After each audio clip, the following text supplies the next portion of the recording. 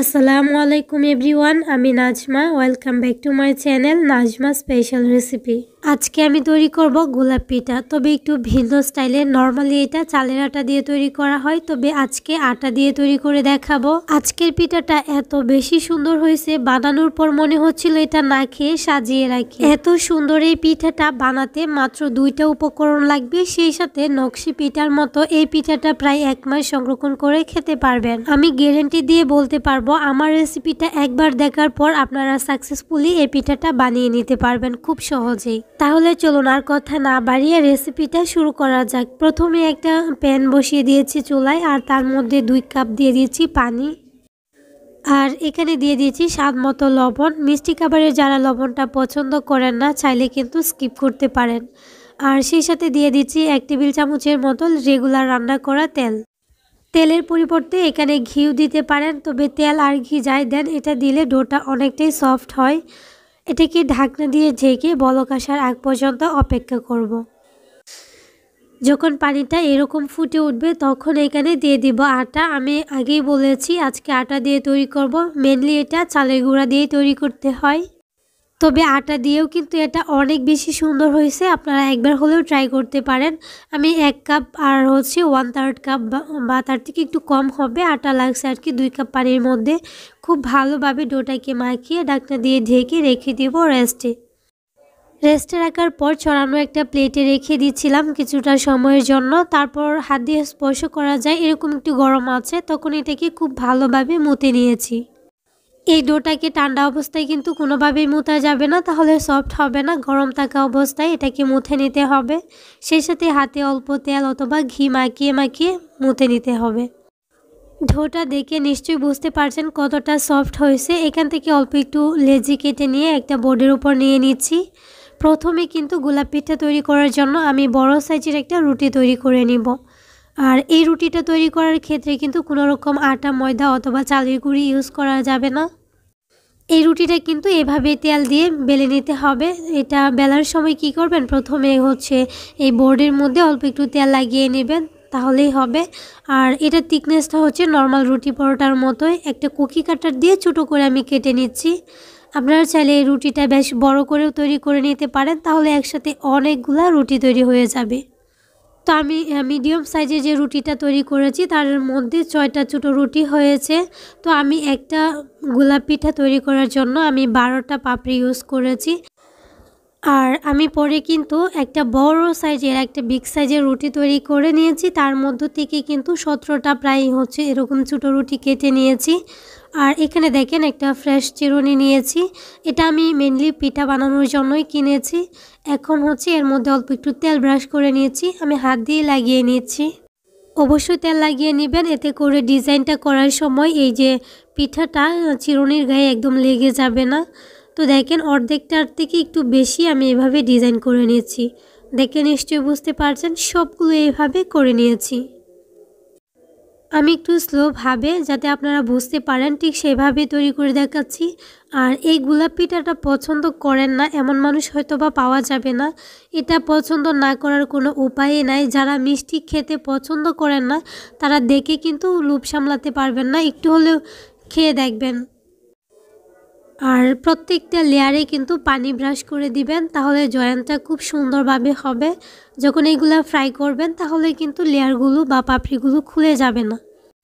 আমি দেখেন প্রত্যেকটা লেয়ারে যেটার মধ্যে ডিজাইন হয় নাই সেই জায়গাটায় পানি লাগিয়ে তারপর সিল করে নিচ্ছি। প্রত্যেকটা পাপড়ি কিভাবে লাগিয়ে নিচ্ছি এটা আপনারা দেখে বুঝে নেবেন। আমি ভিডিওটা একটু স্লো করে দিয়েছি যাতে আপনাদের বুঝতে সুবিধা হয়, তবে আমি এটা বললে ঠিক বুঝাতে পারছি না বা পারবো না। আমার চ্যানেলে আরও কয়েকটা গোলাপ পিঠার রেসিপি আছে, তবে একটা গোলাপ পিঠার রেসিপি যেটা 7 লাখেরও বেশি ভিউ হয়েছে, যেটার মধ্যে আমি বলে দিয়েছিলাম যে বা অনেকগুলো আর কি আমি পানি ছাড়া পিঠা বানিয়েছি, আবার অনেকগুলো পানি দিয়েও বানিয়েছিলাম। যেগুলো পানি ছাড়া এই গোলাপ পিঠার পাপড়িগুলো সিল করেছি, ওইগুলো কিন্তু যখন ফ্রাই করছি তখন কিন্তু পাপড়িগুলো খুলে আলাদা হয়ে গেছে। তার জন্য আমি আবারও বলছি, এত কষ্ট করে পিঠাটা বানাবেন আপনারা অবশ্যই সবগুলো টিপস ফলো করে বানাবেন, তাহলে আপনার পিঠাটা একদম পারফেক্ট হবে একদম শেষ পর্যন্ত।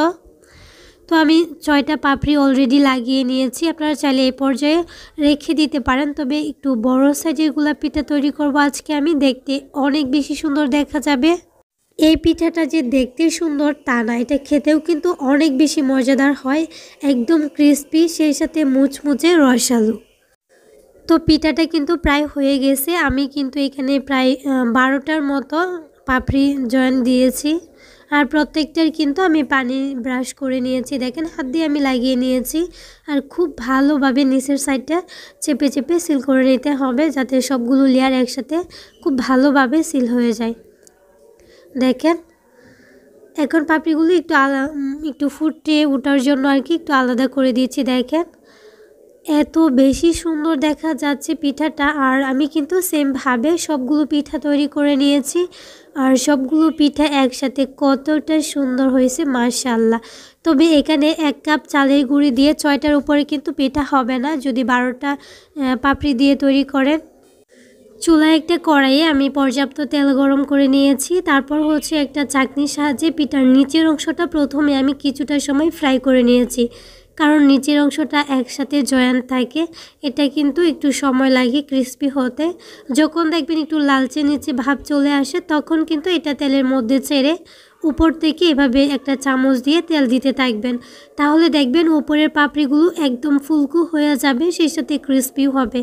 আর পাপড়িগুলো কিন্তু একদম ফুটে উঠবে, একদম অনেক বেশি সুন্দর দেখা যাবে। আপনারা ক্যামেরাতে কতটুকু দেখতে পাচ্ছেন আমি ঠিক বুঝতে পারছি না, তবে বাস্তবে এই পিঠাগুলো এত বেশি সুন্দর হয়েছে, আপনি মনে করবেন যে হঠাৎ করে দেখলে এগুলো হয়তো বা শোপিস।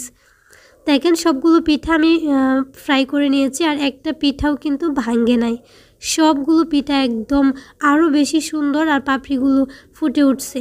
এই পিঠাগুলো নকশি পিঠার মতো কিন্তু শিরায় ডুবাতে হবে। আমি গুড় দিয়ে একটা শিরা তৈরি করে নিয়েছি। 1 কাপ গুড় খুব ভালোভাবে কুচি করে নিয়েছি, তার মধ্যে হাফ কাপ পানি দিয়ে এটাকে ফুটিয়ে নিয়েছি। যখন এরকম ফুটে আসবে তখন ফ্লেভারের জন্য 2টা এলাচ, একটা তেজপাতা দিয়ে খুব ভালোভাবে নেড়ে চেড়ে কিছুক্ষণ জাল করে নিব। এই শিরাটা কিন্তু এত বেশি ঘন হবে না, আবার একদম পাতলাও হবে না, একদম এটার কনসিস্টেন্সিটা দেখে নিশ্চয়ই বুঝতে পারছেন। চাইলে লেবু রস দিতে পারেন, তবে আমার দিব না এটা। দেখেন এখন হচ্ছে উপর থেকে শিরাটা আমি এভাবে দিয়ে দিয়েছি। গরম শিরাটা পিঠার মধ্যে দিলে একদম ভিতর থেকে রসালো হয়ে যাবে। তো দেখেন আমি এইভাবে সব যতটুকু শিরা করেছি সবটা দিয়ে দিয়েছি, আর পিঠাগুলোর লুকটাই চেঞ্জ হয়েছে শিরাটা দেওয়ার পর, আরও বেশি আকর্ষণীয় লাগছে। এই পিঠাটা এত বেশি সুন্দর হয়েছে, আপনারা অবশ্যই একবার হলেও ট্রাই করবেন। আর হ্যাঁ, যদি ভালো লাগে প্লিজ চ্যানেলটাকে সাবস্ক্রাইব করে পাশে থাকা বেল আইকনটা অন করে দিবেন। আর হ্যাঁ, যারা অলরেডি এই কাজটা করেছেন তাদেরকে অসংখ্য ধন্যবাদ। ভিডিওটা শেষ করার আগে একটা কথা বলতে চাই, খাবার অপচয় করবেন না, কারণ আমাদের সমাজে এমন অনেক মানুষ আছে যারা কিনা এক মুঠো খাবারের জন্য মানুষের দুয়ারে দুয়ারে ঘুরে অথচ পায় না। তাহলে আজকের রেসিপি এই পর্যন্তই। সবাই ভালো থাকবেন, সুস্থ থাকবেন। আল্লাহ হাফেজ। আসসালামু আলাইকুম। আসসালামু আলাইকুম এভরিওয়ান, আমি Najma. Welcome back to my channel Najma special recipe. আজকে একটা স্পেশাল পিঠা তৈরি করব। পিঠাটা বানানো একদমই সহজ, দেখতে যতটা সুন্দর খেতেও কিন্তু অনেক বেশি মজাদার হয়। এই পিঠাটা আপনি প্রায় 1 সপ্তাহ পর্যন্ত সংরক্ষণ করে খেতে পারবেন। তাহলে চলুন আর কথা না বাড়িয়ে ভিডিওতে একটা লাইক দিয়ে চ্যানেলটাকে সাবস্ক্রাইব করে শুরু করি আজকের নতুন রেসিপি। এই পিঠাটা তৈরি করার জন্য কিন্তু মাত্র 2টা উপকরণ লাগবে। প্রথমে আমি একটা খামির তৈরি করব, তার জন্য চুলায় একটা কড়াই দিয়ে দিয়েছি 2 কাপ পানি, স্বাদমতো লবণ। পানিটা বলক আসার আগ পর্যন্ত অপেক্ষা করতে হবে। যখন পানিটা এরকম ফুটে উঠবে ঠিক তখনই আমি দিয়ে দিব এখানে ময়দা। আজকে পিঠাটা ময়দা দিয়ে তৈরি করব, চাইলে আটা অথবা চালের গুঁড়ি দিয়েও তৈরি করতে পারেন। এখানে আমি 1.5 কাপ ময়দা দিয়েছি, 2 কাপ পানির জন্য 1.5 কাপ ময়দা লাগছে আমার। খুব ভালোভাবে ডোটাকে মিশিয়ে নিয়েছি। তারপর এটাকে 5 মিনিট আমি ঢেকে রেখে দিয়েছিলাম। 5 মিনিট যদি চুলা আঁচটাকে অফ করে এটাকে ঢেকে রেখে দেন, তাহলে এই ডোটা কিন্তু খুব সুন্দরভাবে সফট হয়ে যায় আর নরম তুলতুলে হয়। ডোটা কিন্তু একটা চড়ানো প্লেটে নিয়ে নিয়েছি। হালকা কুসুম গরম থাকা অবস্থায় অল্প অল্প তেল দিয়ে আমি এই ডোটাকে মেখে নিব। একদম ঠান্ডা হলে ডোটা কিন্তু মাখাতে পারবেন না, কারণ ডোটা একটু শক্ত শক্ত হয়ে যাবে। ডোটাকে 4 থেকে 5 মিনিট সময় নিয়ে আমি মুথে নিয়েছি। তার থেকে অল্প একটু লেচি কেটে এরকম গোল একটা বলের শেপ দিয়ে একটা মেরা পিঠার মতো শেপ দিয়ে নিয়েছি। একটা সাইড আমি একটু লম্বাটে রাখবো। আমি একটু বড় সাইজের এই পিঠাগুলো তৈরি করছি, আপনারা চাইলে একটু ছোটো করে তৈরি করতে পারেন। পিঠাগুলো তৈরি করার জন্য লাগবে চিরুনি, এটা চিরুনি পিঠার মতোই হবে। এই পিঠাগুলোকে চিরুনি পিঠা অথবা ঝিনুক পিঠাও বলে থাকে, তবে আমি একটু বড় সাইজ করে বানিয়েছি আর সেই সাথে উপরে আর একটু ডিজাইন করেছি, দেখতে আরও বেশি আকর্ষণীয় লাগছে। আর এই ডিজাইনগুলো আশা করছি দেখে আপনারা নিশ্চয়ই বুঝতে পারছেন, একদম সহজ যে কেউ বানিয়ে নিতে পারবেন। আর এই পিঠাগুলো খেতে যে কতটা ভালো লাগে সেটা আসলে যারা খাইছেন তারা ঠিকই জানেন। আর সবগুলো পিঠা আমি খুব সুন্দরভাবে তৈরি করে নিয়েছি। এখন চুলায় একটা কড়াইয়ে আমি পর্যাপ্ত তেল গরম করে নিয়েছি। অনেকগুলো পিঠা আমি ভেজে নিয়েছি, এখন বাকি পিঠাগুলো ভেজে নিব। আমি কিছু পিঠা একদম গোল্ডেন ব্রাউন কালার করে ভেজেছি, আর কিছু পিঠা একটু ক্রিস্পি টাইপের, তবে গোল্ডেন ব্রাউন হয়েছে না, এরকম অবস্থায় রেখে দিব। কারণ এই পিঠাগুলো আমি সংরক্ষণ করে প্রায় মাসের মতো রেখে দিতে পারবো। পরে যখন ইচ্ছে করবে আমি আবারও ডিপ ফ্রাই করে খেয়ে নিব। আপনারাও চাইলে এই পিঠাগুলো একদিন বানিয়ে প্রায় 1 মাসের মতো সংরক্ষণ করে যখন ইচ্ছা তখন আবার ভেজে চিনি অথবা গুড়ের শিরার মধ্যে দিয়ে খেয়ে নিতে পারেন। পিঠাগুলো খেতে অসম্ভব মজাদার হয় আর দেখতেও তো মাশাআল্লাহ অনেক বেশি সুন্দর। চাইলে একদম কম উপকরণে বানিয়ে নিতে পারেন। আর এই পর্যন্ত যদি রেসিপিটা দেখার পর একটু ভালো লেগে থাকে তাহলে আবারও বলছি, প্লিজ চ্যানেলটাকে সাবস্ক্রাইব করে পাশে থাকা বেল আইকনটা অন করে দিবেন। আর হ্যাঁ, যারা অলরেডি এই কাজটা করেছে তাদেরকে অসংখ্য ধন্যবাদ। আর আমি একটু দেখিয়ে দিচ্ছি, আগে পিঠাগুলো আমি ভেজেছি এরকম একদম ক্রিস্পি করে 2বারে আর কি ভেজেছি। আর এই পিঠাগুলো আমি এরকম সাদা করে লাইট গোল্ডেন ব্রাউন কালার করে আর কি রেখে দিব। তো দেখেন পিঠাগুলো তেল জড়িয়ে উঠিয়ে নিয়েছি আর সবগুলো পিঠা আমি ভেজে নিয়েছি। পিঠাগুলো আমি আপনাদেরকে একটু দেখিয়ে দিচ্ছি। কিছু পিঠা আমি একদম সাদা কালার মানে একটু হালকা ব্রাউন হয়েছে, আর বাকিগুলো একদম ক্রিস্পি গোল্ডেন ব্রাউন কালার হয়েছে। আর পিঠাগুলো দেখেন কতটা ক্রিস্পি হয়েছে। এগুলা শিরায় ডুবানোর পর কিন্তু খেতে অসম্ভব টেস্টি হয়। এখানে দেখেন আমি গুড়ের শিরাটা রেডি করে নিচ্ছি। আর এটা ফ্লেভারের জন্য একটা তেজপাতা, 2টা এলাচ দিয়ে কিছুক্ষণ জাল করে নিব, একটু লেবুর রস দিয়ে দিব। আর এটা 5 থেকে 6 মিনিটের মধ্যেই কিন্তু হয়ে যায়। তো শিরাটা কিন্তু হয়ে গেছে। আর আমি এখানে অল্প পিঠা শিরাই কুট করে আপনাদেরকে দেখিয়ে দিচ্ছি। 2 মিনিটের মতো শিরার মধ্যে রাখলেই কিন্তু হয়ে যাবে।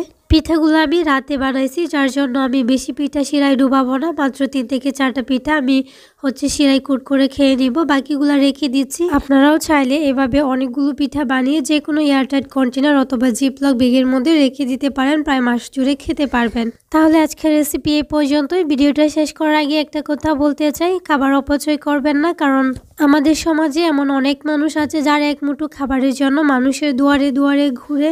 আল্লাহ হাফেজ। আসসালামু আলাইকুম everyone, welcome back to my channel. আজকে তৈরি করব কোনোরকম সাজ বা ডাইস ছাড়া মুচমুচে রসালো আকর্ষণীয় ডিজাইনের পাকন পিঠা। পিঠাগুলো দেখতে যতটা আকর্ষণীয়, খেতেও কিন্তু মাশাআল্লাহ অনেক বেশি মজাদার হয়েছিল। মিষ্টি খাবার খেতে পছন্দ করেন তাদের জন্য বেস্ট একটা পিঠা রেসিপি আজকে শেয়ার করেছি। খুব সহজে ঘরে থাকা সামান্য কিছু উপকরণ দিয়ে তৈরি করে নিতে পারবেন 10 মিনিটে। আমার কাছে পার্সোনালি এই পিঠাটা অনেক বেশি ভালো লেগেছে।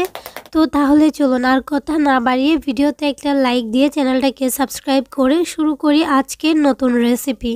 মুচমুচে রসালো এই পাকন পিঠাটা তৈরি করার জন্য প্রথমে কিন্তু পারফেক্ট একটা খামির তৈরি করতে হবে। তার জন্য চুলায় একটা প্যান বসিয়ে তার মধ্যে দিয়ে দিচ্ছি 1.5 কাপ পানি, আর দিয়ে দিচ্ছি স্বাদ মতো লবণ। তবে মিষ্টি খাবারে যারা লবণ পছন্দ করেন না তারা চাইলে স্কিপ করতে পারেন। দিয়ে দিচ্ছি 1 চামচ ঘি। ঘিটা দিলে কিন্তু এই খামিরটা অনেক বেশি সফট হয়। একটা ঢাকনা দিয়ে ঢেকে বলক আসার আগ পর্যন্ত অপেক্ষা করব। তো পানিটা যখন বলক চলে আসবে তখন এর মধ্যে দিয়ে দিব চালের গুঁড়ি। আমি চালের গুঁড়ি দিয়ে তৈরি করব, চাইলে কিন্তু আটা অথবা ময়দা দিয়েও তৈরি করা যায়। এখানে আমি 1 কাপ দিয়ে দিচ্ছি। খুব ভালোভাবে এটাকে মিশিয়ে নিতে হবে যাতে করে এই ডোটার মধ্যে কোনো রকম দলা দলা ভাব না থাকে। খুব ভালোভাবে মেশানো হয়ে গেলে একটা ঢাকনা দিয়ে ঢেকে আমি রেখে দিব 5 মিনিটের জন্য। 5 মিনিট পর ডোটা কিন্তু খুব ভালোভাবে সিদ্ধ হয়ে যাবে। তারপর ছড়ানো একটা প্লেটে নিয়ে আমি এটাকে ঠান্ডা করে নিচ্ছি। এই পর্যায়ে আমার একটা ডিম লাগবে। ডিমটাকে আগে থেকে ভেঙে ফেটিয়ে নিয়েছি। এখন অল্প অল্প ডিম দিয়ে দিব আর মাখাতে থাকবো। তো একসাথে কিন্তু ডিমটা দেওয়া যাবে না, প্রথমে একটু স্টিকি মনে হলেও মাখাতে মাখাতে কিন্তু একদম সফট হয়ে যাবে। এই ডোটাকে কিন্তু 4 থেকে 5 মিনিট সময় নিয়ে মাখাতে হবে। ময়ানটা যত বেশি ভালো হবে পিঠাগুলো তত বেশি কিন্তু সুন্দর হবে।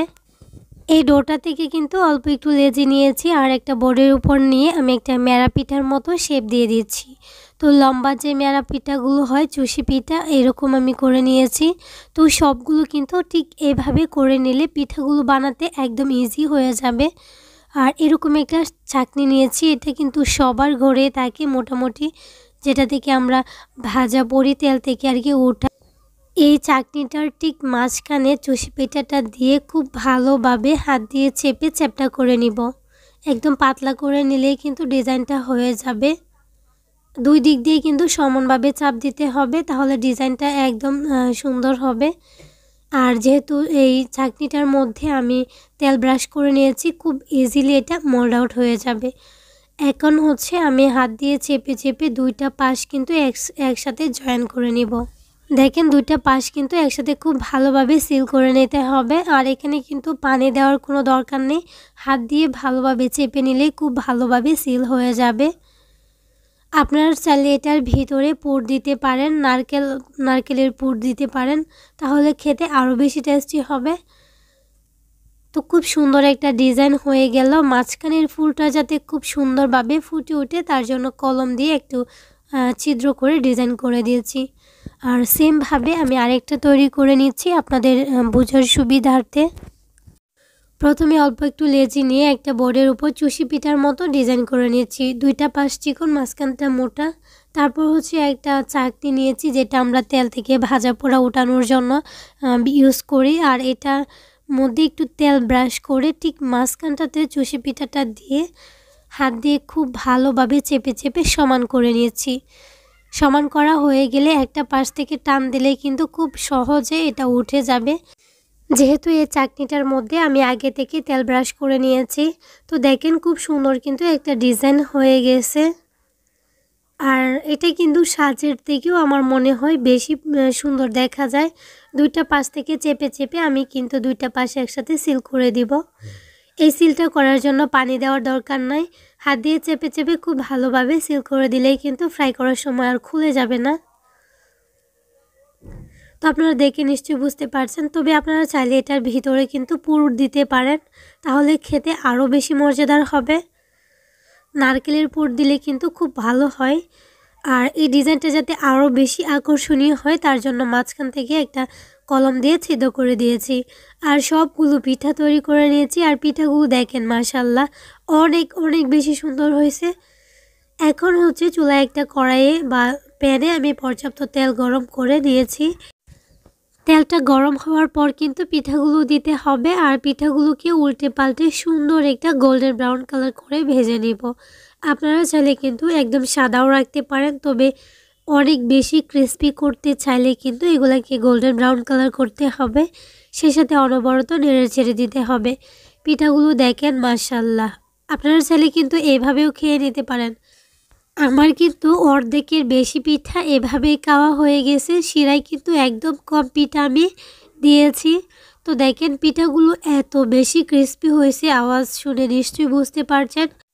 সবগুলো পিঠা কিন্তু ভেজে নিয়েছি। আর এদিকে চুলায় একটা কড়াইয়ে দিয়ে দিচ্ছি হাফ কাপ চিনি, 1 কাপ পানি দিয়ে দিচ্ছি ফ্লেভারের জন্য 2টা এলাচ। এখন এটাকে জাল করে ফুটিয়ে নেব।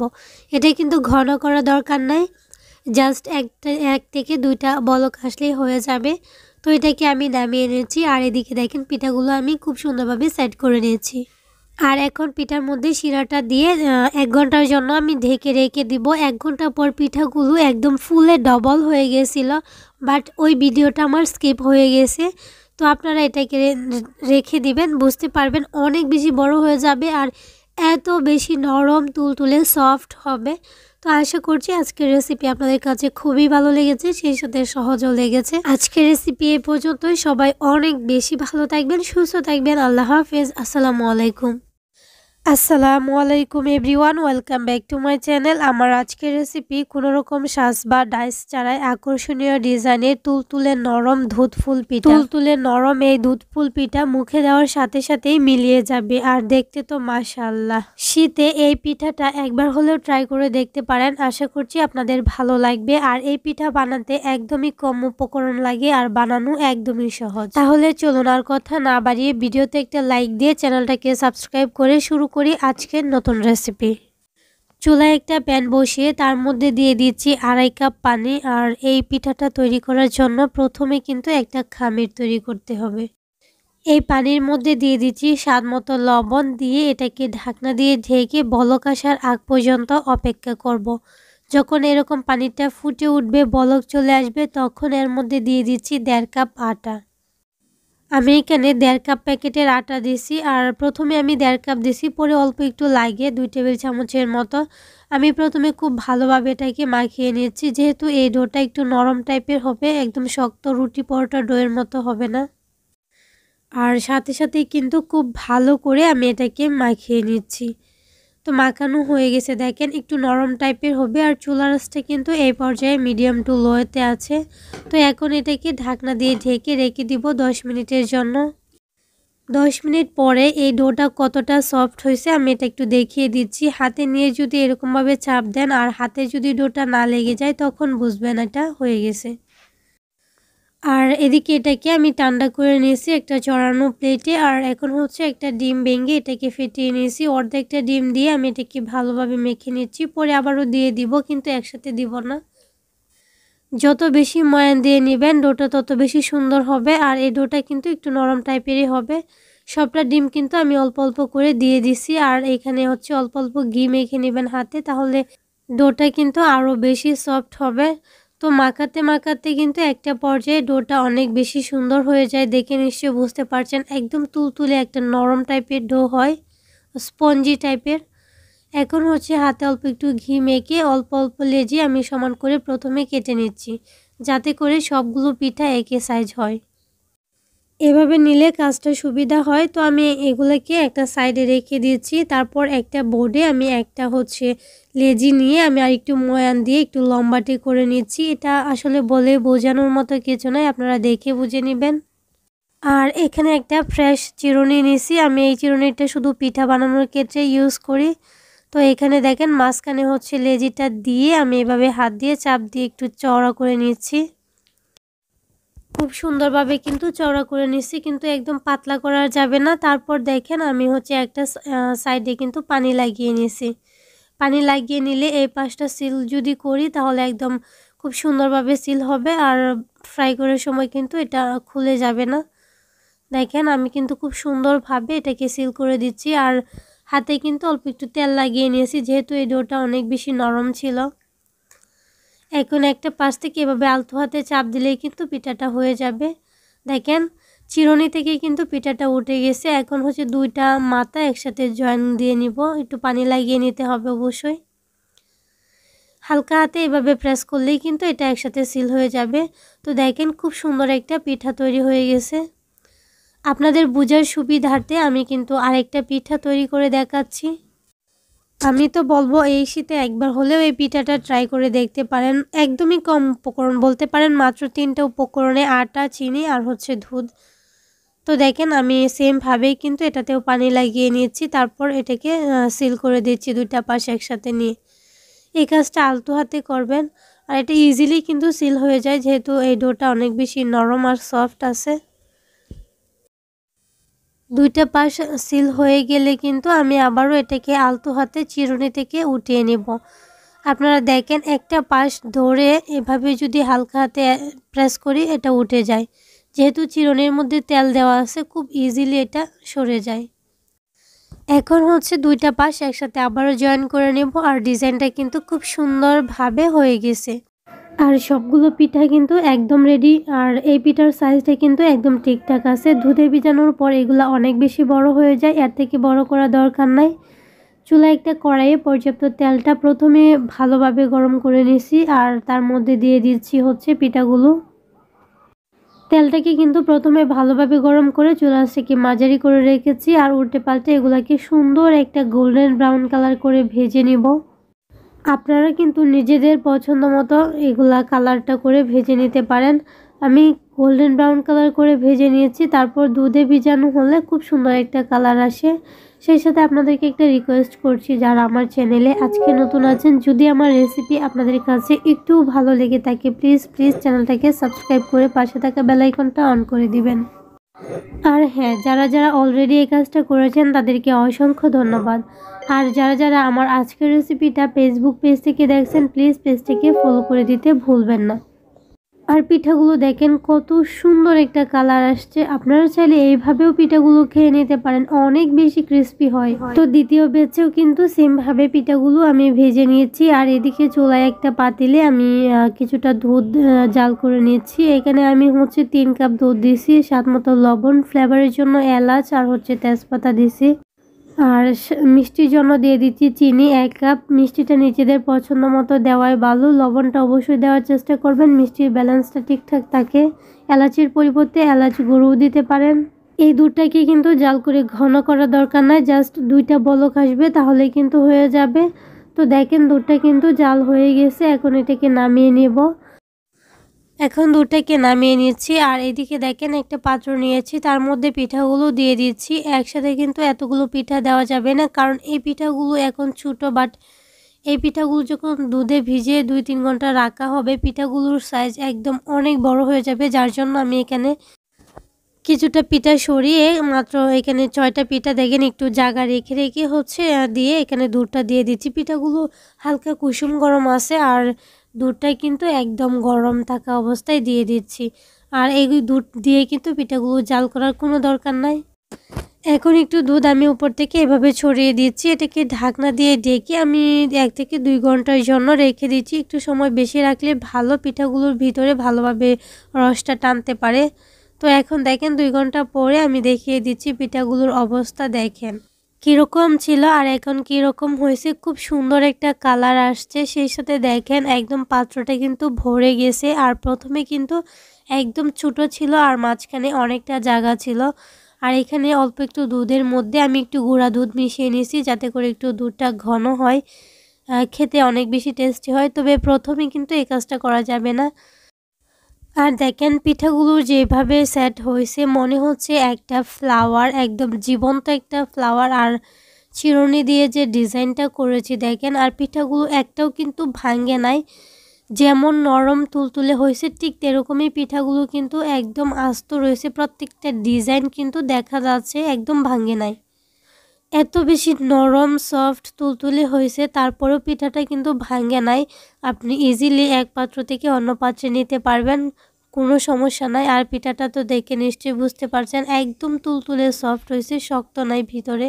আজকে আমি শীতে সবার প্রিয় একটা দুধ পাকন পিঠা বলতে পারেন বা দুধ ফুল পিঠা রেসিপি শেয়ার করেছি। আর এটা একদম কম উপকরণে খেতে কিন্তু মাশাআল্লাহ। আশা করছি এই শীতে একবার হলেও এই দুধ পাকন পিঠা বা দুধ ফুল পিঠা যাই বলেন ট্রাই করে দেখবেন, অনেক ভালো লাগবে। আজকের রেসিপি এই পর্যন্তই, সবাই ভালো থাকবেন, সুস্থ থাকবেন, আল্লাহ হাফেজ, আসসালামু আলাইকুম।